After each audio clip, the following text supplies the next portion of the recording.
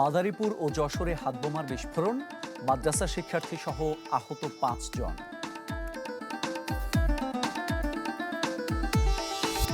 সীতাকুণ্ডের শিপইয়ার্ডের ঘটনা তদন্তে ৩টি কমিটি, অসুস্থ সবাই শঙ্কামুক্ত।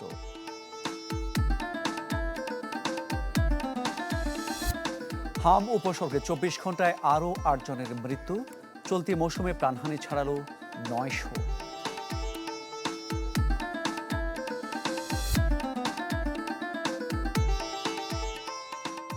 আমন্ত্রণ মেগা ডিজিটাল স্কেল দেশ 24-এ। আপনাদের সাথে আছে মামুন উর রশিদ। শিরোনাম শুনছিলেন, এবার জানাবো পুরো খবর। মাদারীপুর ও যশোরে হাতবোমা বিস্ফোরণে মাদ্রাসার ৪ শিক্ষার্থী সহ ৫ জন আহত হয়েছেন। পুলিশ জানায়, সকালে মাদারীপুর পৌর এলাকার গোপালপুর দারুসুন্নাহ মহিলা মাদ্রাসার সাথে থাকা ইমন সর্দার বাড়ির সামনে বোমাটি বিস্ফোরিত হয়। এ সময় সেখানে থাকা আবিদা, জান্নাত, মিনহা ও মাইমুনা আহত হয়। তাদের উদ্ধার করে জেলা সদর হাসপাতালে ভর্তি করে স্থানীয়রা। খবর পেয়ে ঘটনাস্থল পরিদর্শন করেছে পুলিশ ও উপজেলা প্রশাসন। বিষয়টি তদন্তে নেমেছে পুলিশ। যশোর কেশবপুরে হাতবোমার বিস্ফোরণেও একজন আহত হয়েছেন। নাথপাড়া মোড় এলাকায় বোমাটি রেখে যায় কে বা কারা। এ সময় ঘটনাস্থল থেকে অবিস্ফোরিত 2টি হাতবোমা উদ্ধার করা হয়।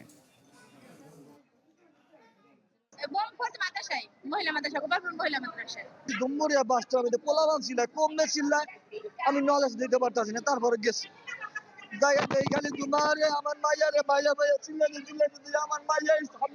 ঘটনাস্থল পরিদর্শন করে পারিপার্শ্বিক অবস্থা বিবেচনা করে আমরা দেখি যে আসলে এখানে ককটেলের বিস্ফোরণ ঘটেছে, আলামতও পেয়েছি এবং চারজন মেয়ে শিশু যারা এই মাদ্রাসারই ছাত্রী তারা আহত হয়েছে। এর মধ্যে একজনের অবস্থা আশঙ্কাজনক। হাতবোমা বিস্ফোরণে আরও খবর জানাতে চাই আপনাদের। মাদারীপুর থেকে আমাদের সঙ্গে সরাসরি যোগ দিচ্ছেন সহকর্মী সাগর হোসেন তামিম। তামিম, সবশেষ কি তথ্য আছে আপনার কাছে নিয়ে? জি মামুন, আসলে এই হাতবোমা বিস্ফোরণের ঘটনার পরেই কিন্তু মাদারীপুর জেলা পুলিশ এবং কালকিনি থানা পুলিশ কিন্তু ঘটনাস্থল পরিদর্শন করেছেন এবং তারা সম্ভাব্য যে আলামত সেটি সংগ্রহের চেষ্টা করছেন। তবে কে বা কারা আসলে এই ঘটনাটি ঘটিয়েছে বা এই হাতবোমাগুলো হাসপাতালের মাদ্রাসার যে সিঁড়ির গোড়া সেখানে রেখে গিয়েছে সেটি কিন্তু তারা নির্ণয়ের চেষ্টা করছে। এই ঘটনায় মাদ্রাসার পরিচালক এবং এই বাড়ির যে মালিক এবং মালিকের ছেলে, এই 3 জনকে প্রাথমিক জিজ্ঞাসাবাদ করার জন্য কালকিনি থানায় নিয়েছে এবং তাদেরকে জিজ্ঞাসাবাদ করা হচ্ছে আসলে কি কারণে ঘটনাটি ঘটলো সেই বিষয়ে তারা অনুসন্ধানের চেষ্টা করছে। এই ঘটনায় কিন্তু 4 জন শিক্ষার্থী আহত হয়েছে। এর মধ্যে একজন শিক্ষার্থী অর্থাৎ হাফিজা যার নাম, তার অবস্থা কিছুটা আশঙ্কাজনক হওয়ার ফলে তাকে মাদারীপুর যে জেলা আড়াইশো শয্যা হাসপাতাল রয়েছে সেখান থেকে ফরিদপুরে প্রেরণ করা হয়েছে। সেখানে চিকিৎসা নেওয়া হচ্ছে এবং অন্য যে 3 শিক্ষার্থী তাদেরকে কিন্তু এই মাদারীপুর জেলা সদর হাসপাতালেই চিকিৎসা দেওয়া হচ্ছে। মাদারীপুর জেলা পুলিশ, গোয়েন্দা পুলিশ এবং র্যাবের যে চৌকস টিম তারা কিন্তু এই ঘটনাটির আসলে কারণ অনুসন্ধানের যে কাজ সেটি করছে। তবে এখন পর্যন্ত আসলে কে বা কারা এই হাতবোমাগুলো এই মাদ্রাসায় রেখে গিয়েছে সেটি এখন পর্যন্ত নির্ণয় করতে পারেনি। তবে পুলিশ চেষ্টা করছে তাদেরকে, যারা এই ঘটনার সাথে জড়িত তাদেরকে চিহ্নিত করতে। এখন পর্যন্ত কালকিনি বা মাদারীপুর জেলা সদর থানায় এখন পর্যন্ত কেউ কোনো অভিযোগ করেনি। তারা চেষ্টা করছে এই ঘটনার অনুসন্ধানের যে কার্যক্রম সেটি করতে। তো এই ছিল আমার কাছে সর্বশেষ অবস্থা। মামুন, ধন্যবাদ আপনাকে। মাদারীপুর থেকে জানাচ্ছিলেন সহকর্মী সাগর হোসেন তামিম। সিলেটের রায়নগরে চাঞ্চল্যকর স্বামী স্ত্রী ও গৃহকর্মী হত্যার ঘটনায় মামলা হয়েছে। শুক্রবার রাতে কোতোয়ালি থানায় মামলাটি করেন নিহত দম্পতির মেয়ে, যুক্তরাজ্য প্রবাসী সেলিনা সুলতানা। সেখানে তিনি সম্পত্তি নিয়ে পূর্ববিরোধের জেরে ভাড়াটে খনি দিয়ে এই হত্যাকাণ্ডের দাবি করেন। অভিযোগ করেন, হত্যার পর বাসা থেকে দলিল ও ভূমি সংক্রান্ত সব কাগজপত্র নিয়ে যায় খনি। এর আগে গতকাল বাদ আসর নগরের ঐতিহাসিক শাহী ঈদগাহ ময়দানে নিহত আব্দুস সাত্তার ও সুরাইয়া বেগমের জানাজা হয়। পরে হজরত মানিক পীর মাজারের কবরস্থানে দাফন করা হয় তাদের। এছাড়া গৃহকর্মী তাহমিনার জানাজা ও দাফন হয়েছে বৃহস্পতিবার সুনামগঞ্জে তার নিজ বাড়িতে। অতীতের কিছু হিস্ট্রি উল্লেখ করেছে, তো আমরা এটা তদন্তাধীন অবস্থায় আমরা অনেক কথা আপনাদের সাথে শেয়ার করতে পারবো না। আমরা চতুর্দিকে এই মামলার সব সাইট আমরা তদন্ত করি, এরপর লাস্ট আমরা প্রতিবেদন দাখিল করবো। এজাহারে তাই উল্লেখ করেছে, জমি জমা নিয়ে তাদের একটা বিরোধ আছে, ওইগুলি সব মামলা টামলা সব উল্লেখ করেছে। তো আমরা সব দিক মিলিয়েই তদন্ত করবো আর কি। চট্টগ্রামের সীতাকুণ্ডে ফেরদৌস শিপইয়ার্ডে ভয়াবহ দুর্ঘটনায় 3টি তদন্ত কমিটি গঠন করা হয়েছে। সকালে ইয়ার্ড পরিদর্শন করে এমন সিদ্ধান্ত জানান শিল্প সচিব ও স্থানীয় প্রশাসনের কর্মকর্তারা। জানান, হাইড্রোজেন সালফাইড গ্যাসের কারণে দুর্ঘটনার ধারণা করা হলেও প্রকৃত কারণ উদ্ঘাটন করে দায়ীদের বিরুদ্ধে ব্যবস্থা নেওয়া হবে। মালিকপক্ষ জানায়, ক্লিনিং সার্টিফিকেট দেওয়া প্রতিষ্ঠানকে চ্যালেঞ্জ করা হবে। দুর্ঘটনায় অসুস্থ সবার অবস্থাই এখন শঙ্কামুক্ত। পরিবারের কাছে হস্তান্তর করা হয়েছে নিহতদের মরদেহ। শুক্রবার সকালে গ্যাসের বিষক্রিয়ায় 9 জনের মৃত্যু হয় ফেরদৌস স্টিল শিপইয়ার্ডে। অসুস্থ হয়ে পড়েন বেশ কয়েকজন।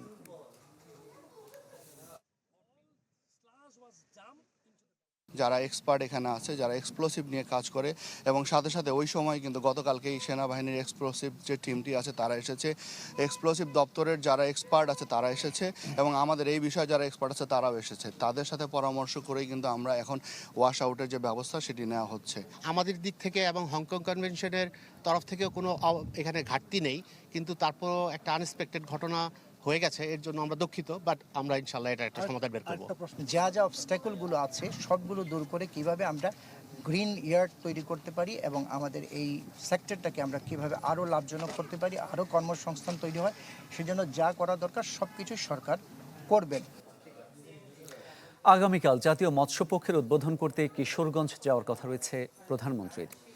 এদিন ফ্যামিলি কার্ড বিতরণ, ইমাম মুয়াজ্জিন সহ ধর্মীয় প্রতিষ্ঠানে কর্মরতদের মাসিক সম্মানী ভাতা প্রদান সহ বেশ কিছু অনুষ্ঠানে যোগ দেওয়ার কথা রয়েছে সরকার প্রধানের। এছাড়াও ঐতিহাসিক শোলাকিয়া ঈদগাহ ময়দানের উন্নয়ন কাজের উদ্বোধন করার পরিকল্পনা রয়েছে।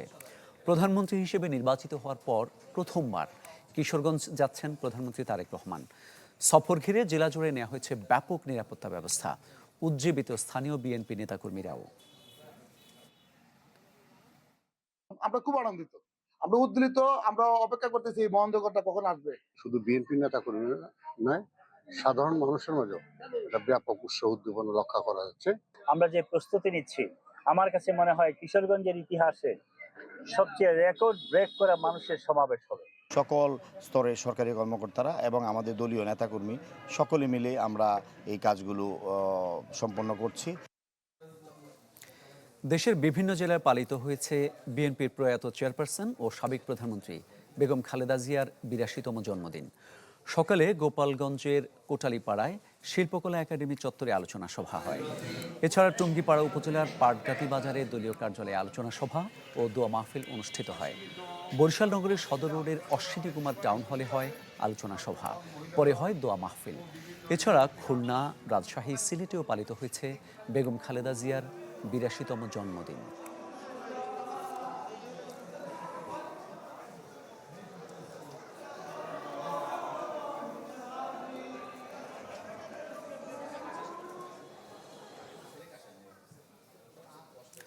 বাণিজ্যমন্ত্রী খন্দকার আব্দুল মুক্তাদির বলেছেন, গ্যাস সংকট উত্তরাধিকার সূত্রে পাওয়া সমস্যা।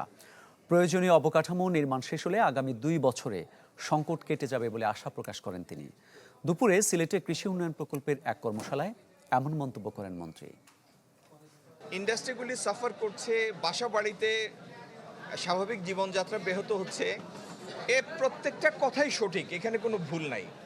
কিন্তু যে পরিস্থিতিটা আমরা পেয়েছি সেটা উত্তরাধিকার সূত্রে পেয়েছি, এই জিনিসটা সবার বুঝতে হবে। মূল গ্রিড লাইনে একটা কানেক্টিং পাইপ লাগে, তো সেই পাইপটা আসে সমুদ্রের পানির নিচ দিয়ে, সেটি করার জন্যও বছর 2 সময় লাগে। আমি আশা করি চ্যালেঞ্জগুলি আপনাদের সামনে স্পষ্ট। গত 4 দিন ধরে গ্যাস সংকটে ব্রাহ্মণবাড়িয়ার সব ফিলিং স্টেশন বন্ধ রয়েছে। এছাড়া বিসিক শিল্পনগরে গ্যাস নির্ভর কারখানা সহ আবাসিক এলাকাতেও নেই গ্যাস সরবরাহ। Bakhrabad gas distribution company limited জানায়, প্রতিকূল আবহাওয়ার কারণে এলএনজি টার্মিনাল থেকে গ্যাস সরবরাহে বিঘ্ন ঘটেছে। এর ফলে বিজিডিএসএল এর বিতরণ এলাকার কুমিল্লা, নোয়াখালী, চাঁদপুর, ফেনী, লক্ষ্মীপুর ও ব্রাহ্মণবাড়িয়া জেলায় গ্যাসের স্বল্প চাপ বিরাজ করছে। এর প্রভাবে গত বুধবার থেকে ব্রাহ্মণবাড়িয়ার সব ফিলিং স্টেশনে গ্যাস সরবরাহ বন্ধ রয়েছে। কিছু কিছু সিএনজি অটোরিকশা এলপিজি সিলিন্ডার ব্যবহার করে চলছে। এতে বাড়তি ভাড়া গুনতে হচ্ছে স্থানীয়দের। ফিলিং স্টেশন কর্তৃপক্ষ জানিয়েছে আগামী রোববার বা সোমবারের মধ্যে পরিস্থিতি স্বাভাবিক হবে। 3 দিন যাবত আমরা গ্যাস পাইতেছি না। হ্যাঁ, আমরা ব্রাহ্মণবাড়িয়া জেলার লোক, আমার বাড়ির পিছনে গ্যাস পাম্প 5টা পাম্প, ঠিক আছে, 5টা পাম্পের থেকে একটা পাম্পের ভিতরে আজ পর্যন্ত আমরা গ্যাস পাইতেছি না। আর আজকে আসছিলাম, ভাবছিলাম গ্যাসটা নিতে পারবো, দুঃখের বিষয় আজকে আসে থেকে গ্যাস নাই, ব্যর্থ হয়ে ফিরে যেতে হবে। হঠাৎ করে গত বুধবার থেকে আপনার গ্যাসের চাপটা কমে যায়, তো এর আস্তে আস্তে দেখলাম যে আর লাইনে একটুও গ্যাস নাই, যেটা 1 বা 2 পাইতাম পিএসআই সেটাও পাচ্ছি না। দর্শক, গ্যাস সংকটের আরও খবর জানাতে চাই আপনাদের। ব্রাহ্মণবাড়িয়া এবং গাজীপুর থেকে যুক্ত হচ্ছেন আমাদের সহকর্মীরা। শুরুতেই ব্রাহ্মণবাড়িয়া যেতে চাই সহকর্মী প্রকাশ দাসের কাছে। প্রকাশ, কর্তৃপক্ষ তো বলছে সোমবারের মধ্যে পরিস্থিতি স্বাভাবিক হবে, এখন দুর্ভোগটা কেমন মানুষের? জি মামুন, আপনাকে প্রথমে একটা তথ্য দিয়ে রাখি যে কিছুক্ষণ আগে বাখরাবাদ গ্যাস ডিস্ট্রিবিউশনের যিনি উপমহাব্যবস্থাপক শফিকুল হকের সাথে কথা হয়েছে। তিনি জানিয়েছেন যে তারা জাতীয় গ্রিড থেকে গ্যাসের সরবরাহ পেয়েছেন এবং হয়তো সন্ধ্যার পর থেকে ব্রাহ্মণবাড়িয়ার যে আবাসিক এবং বাণিজ্যিক পর্যায়ে যে গ্যাসের সরবরাহ রয়েছে তারা কিন্তু পর্যায়ক্রমে দিতে পারবেন বলে তারা আশা প্রকাশ করেছেন। আর যে এখন পর্যন্ত কিন্তু গত 4 দিন ধরে কিন্তু ব্রাহ্মণবাড়িয়াতে গ্যাসের কিন্তু এখনো দেখা মিলছে না, যে কারণে কিন্তু আবাসিক এবং বাণিজ্যিক খাতে যে দুর্ভোগ সেটি কিন্তু ভয়াবহ আকার ধারণ করেছে। কারণ জেলার কিন্তু যে 5টি ফিলিং স্টেশন রয়েছে সবগুলো কিন্তু বন্ধ। এতে করে যে সিএনজি চালিত অটোরিকশা কিংবা সিএনজি চালিত যে যানবাহনগুলো রয়েছে তারা কিন্তু সড়কে বের হতে পারছেন না। আবার কোথাও এলপিজি দিয়ে সিএনজি অটোরিকশা চালানো হলেও সেক্ষেত্রে কিন্তু ভাড়া বাড়ার কারণে যে যাত্রীদের অতিরিক্ত ভাড়া গুনতে হচ্ছে। তো সব মিলে বলা যেতে পারে গ্যাস সংকটের কারণে যে তৃণমূল পর্যায়ে যে দুর্ভোগ সেটি কিন্তু আমরা প্রতিদিনই প্রকট হতে দেখছি। এখন যারা ভুক্তভোগীরা রয়েছে তারা আশা করছেন যে হয়তো দ্রুত সময়ের মধ্যে গ্যাস এলে তারা এই দুর্ভোগ থেকে আসলে মুক্তি পাবেন। তো আপনাকে জানিয়ে রাখি যে ব্রাহ্মণবাড়িয়ার যে 5টি ফিলিং স্টেশন রয়েছে সেগুলো প্রতিদিন পরিচালনা করতে 50,000 ঘনমিটার গ্যাসের প্রয়োজন থাকে, কিন্তু সেই তুলনায় গ্যাস না পাওয়ার কারণে কিন্তু এই প্রতিটি ফিলিং স্টেশনে কিন্তু বন্ধ রয়েছে। এছাড়া আমরা বাসাবাড়ির যে আবাসিক খাতের কথা যদি বলি, আমরা কিন্তু প্রতিদিনই দেখছি যারা গৃহস্থলের যে রান্নার কাজ রয়েছে সেগুলো কিন্তু তারা গ্যাসের মাধ্যমে করতে পারছে না, যে কারণে তারা সিলিন্ডার এবং লাকড়ির চুলা দিয়ে কিন্তু তারা প্রতিদিন এই রান্নার কাজটুকু করছেন। এতে করে তাদের উপর কিন্তু একটি বাড়তি চাপ পড়ে যাচ্ছে। তো আমি এখন যে ফিলিং স্টেশনটির সামনে রয়েছি এটি হচ্ছে কুমিল্লা সিলেট মহাসড়কের পাশে শহরের অভ্যন্তরেই মল্লিকা সিএনজি ফিলিং স্টেশন, এবং এখানে আপনি নিশ্চয়ই দেখতে পাচ্ছেন যে সারিবদ্ধভাবে কিন্তু বিভিন্ন ধরনের যানবাহন এখানে রাখা হয়েছে। মূলত তারা গত 11 তারিখ অর্থাৎ গত বুধবারে কিন্তু তারা গ্যাস নেওয়ার জন্য কিন্তু এই ফিলিং স্টেশনের সামনে এসেছিলেন, কিন্তু তারা গ্যাস না পাওয়ার কারণে এবং তারা তাদের গন্তব্যে যেতে পারবেন না বিধায় এই যানবাহনগুলোকে কিন্তু তারা এখানেই রেখে গেছেন। তো সকলেই প্রত্যাশা করছেন যে হয়তো দ্রুত সময়ের মধ্যে গ্যাস সরবরাহ স্বাভাবিক হবে এবং তারা এই দুর্ভোগ থেকে মুক্তি পাবেন। মামুন, ধন্যবাদ আপনাকে। এই পর্যায়ে গাজীপুর যেতে চাই সহকর্মী রফিকুল ইসলাম খানের কাছে। রফিক, তীব্র গ্যাস সংকটে কলকারখানায় উৎপাদন বাধাগ্রস্ত হচ্ছে কতটা? মামুন, বাসাবাড়ি, শিল্প কারখানা, সিএনজি স্টেশন সবখানে কিন্তু গ্যাসের সংকট রয়েছে। সবচেয়ে বেশি সংকট রয়েছে সিএনজি স্টেশন এবং শিল্প কারখানাতে। আমি এই মুহূর্তে যে সিএনজি স্টেশনটিতে রয়েছি, এই সিএনজি স্টেশনে এখন থেকে প্রায় 10 মিনিট আগে কিন্তু বিদ্যুৎ চলে গিয়েছে। বিদ্যুৎ চলে যাওয়ার পরে কিন্তু এই সিএনজি স্টেশন থেকে গ্যাস সরবরাহ বন্ধ রয়েছে। অর্থাৎ এই সিএনজি স্টেশনটিতে কিন্তু জেনারেটর রয়েছে এবং সেটি গ্যাস চালিত জেনারেটর, এবং গ্যাসের প্রেশার কম থাকার কারণে কিন্তু এই যে সিএনজি স্টেশন রয়েছে তারা আসলে গ্যাস জেনারেটরটি স্টার্ট করতে পারছেন না এবং গ্যাস দিতে পারছেন না। আমরা যেটি দেখছি সকাল থেকে কিন্তু বিভিন্ন যে সমস্ত সিএনজি স্টেশন রয়েছে সবগুলো সিএনজি স্টেশনে কিন্তু লম্বা গাড়ির লাইন রয়েছে এবং বেশ কিছু সিএনজি স্টেশনে কিন্তু প্রেশার কম থাকার কারণে গ্যাস দিতে পারছেন না। যে সমস্ত সিএনজি স্টেশনে গ্যাস দিতে পারছেন সেইগুলো কিন্তু একেবারে প্রেশার কম রয়েছে। অর্থাৎ আমরা যে সিএনজি স্টেশনটি রয়েছে এখানে 50 থেকে 60 প্রেশার রয়েছে। তাছাড়া এই সিএনজি স্টেশনে কিন্তু তিতাসের পক্ষ থেকে 250 থেকে 300 প্রেশার দেওয়ার কথা। তাদের যে চুক্তি রয়েছে সেই চুক্তি অনুযায়ী। তবে আমরা অন্যান্য যে সিএনজি স্টেশনগুলো ঘুরে দেখে এসেছি সেই সমস্ত সিএনজি স্টেশনে কিন্তু একই অবস্থা রয়েছে, গ্যাসের প্রেসার একেবারে কম রয়েছে। তো আমরা যে শিল্প কারখানা, বিভিন্ন শিল্প কারখানার সাথে কথা বলেছি, শিল্প কারখানার মালিক পক্ষ জানিয়েছেন আসলে তাদের যে উৎপাদন, সেই উৎপাদন কিন্তু একেবারে অর্ধেকে নেমে এসেছে, যেহেতু গ্যাসের প্রেসার একেবারে কমে গিয়েছে। প্রেসার কমে যাওয়ার কারণে কিন্তু যে সমস্ত শিল্প কারখানাতে গ্যাস জেনারেটর রয়েছে, অর্থাৎ পাশাপাশি তাদের বয়লার রয়েছে, এমনকি স্টিম রয়েছে, সেই ক্ষেত্রে কিন্তু জেনারেটর চালালে তারা আবার জেনারেটর চালিয়ে যদি বয়লার করে সেই ক্ষেত্রে কিন্তু স্টিম করতে পারে না, আবার স্টিম করলে কিন্তু বয়লার করতে পারে না। তারা কিন্তু যখন স্টিম করে তখন বয়লার বন্ধ রাখে, আবার বয়লার চালালে স্টিম বন্ধ রাখে। এইভাবে কিন্তু আসলে উৎপাদন ধরে রেখেছে। তবে তারা যেটি দাবি করছেন, এইভাবে যদি চলতে থাকে তাহলে তাদের যে শিপমেন্ট, সেই শিপমেন্ট আসলে বিপর্যয় করবে। সময় মতো মাল ডেলিভারি দিতে না পারলে বায়ার হারানোর একটি সংখ্যাও কিন্তু রয়েছে। তো তারা দাবি করছেন যত দ্রুত সম্ভব যেন সিএনজি বাড়ানো হয় এবং গ্যাসের সরবরাহ বৃদ্ধি করা হয়। তবে অন্যদিকে তিতাসের পক্ষ থেকে জানানো হয়েছে, যেহেতু সামিটের যে এলএনজি স্টেশন রয়েছে সেখান থেকে গতকালই আসলে এলএনজি সরবরাহ শুরু হয়েছে এবং যেহেতু পাইপলাইনে আসছে, সে গাজীপুরে পৌঁছাতে হয়তো আগামীকাল সকাল পর্যন্ত গ্যাসের চাপ বৃদ্ধি পাবে, সেটি আমাদেরকে জানিয়েছে। এখন দেখার বিষয় আসলে কতক্ষণ লাগে গ্যাসের চাপ আসলে বৃদ্ধি পেতে, সেটি এখন দেখার বিষয়। তো বিভিন্ন বাসা বাড়িতে কিন্তু আমরা যেটি দেখেছি, তারা কিন্তু রান্না করছে গ্যাসের পরিবর্তে লাকড়ি দিয়ে, এমনকি সিলিন্ডার গ্যাস ব্যবহার করে তারা রান্নার কাজটি করছেন। তো আসলে এখন দেখার বিষয় কতক্ষণে গ্যাসের স্বাভাবিক পরিস্থিতি বিরাজ করে। এই ছিল গাজীপুর থেকে সর্বশেষ খবর। মামুন, ধন্যবাদ আপনাকে। গাজীপুর এবং ব্রাহ্মণবাড়িয়া থেকে গ্যাস সংকটের বিষয়ে জানাচ্ছিলেন আমাদের সহকর্মীরা। এদিকে গ্যাসের পাশাপাশি ঘন ঘন লোডশেডিংয়ে বিপর্যস্ত জনজীবন, ব্যাহত হচ্ছে দৈনন্দিন কার্যক্রম। এ বিষয়ে আরও খবর জানাতে চাই আপনাদের। কুষ্টিয়া থেকে যোগ দিচ্ছেন সহকর্মী শরীফ বিশ্বাস। শরীফ, এই বিদ্যুৎ সংকটের সমাধান কবে নাগাদ হতে পারে? হ্যাঁ মামুন, আসলে এই বিদ্যুতের যে সংকট, সীমাহীন যে লোডশেডিংয়ের কবলে কুষ্টিয়ার মানুষ গত কয়েকদিন ধরেই কিন্তু পড়েছেন এবং এই লোডশেডিং থেকে আসলে কবে বা কিভাবে পরিত্রাণ তারা পাবেন সে বিষয়ে কিন্তু তারা জানেন না। এই বিষয়ে বিদ্যুৎ অফিসের যারা নির্বাহী প্রকৌশলী, বিশেষ করে পিডিবি ওজো পাডিকর কুষ্টিয়ার নির্বাহী প্রকৌশলী আমজাদ হোসেন, তার সাথে কথা বলেছিলাম। তারা বলছেন এটি আসলে জাতীয় সংকট, এই সংকটের বিষয়ে তারা কিছুই জানেন না বা বলতে পারেন না। একই চিত্র কিন্তু কুষ্টিয়া পল্লী বিদ্যুৎ বোর্ডের বা পল্লী বিদ্যুৎ সমিতির। বিশেষ করে মামুন, গত দুদিন ধরে কিছুটা কমেছে লোডশেডিং।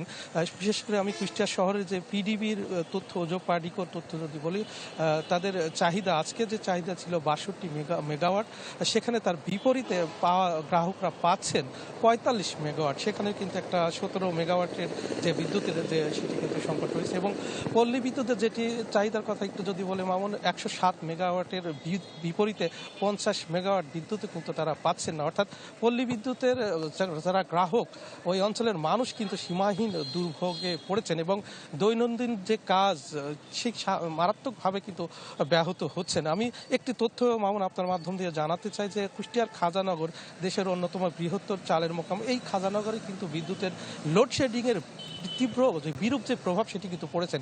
এখানে পিডিবি এবং পল্লী বিদ্যুতের দুটি সংযোগী রয়েছেন। বিশেষ করে 12টি অটো রাইস মিল, কিন্তু বড় বড় অটো রাইস মিল পল্লী বিদ্যুতায়ন বোর্ডের অধীনে রয়েছে।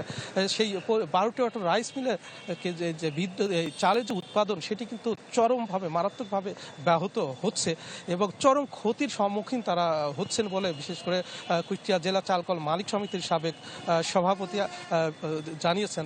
তার সাথে গতকালও কথা হয়েছে, আজও সকালে কথা হয়েছে।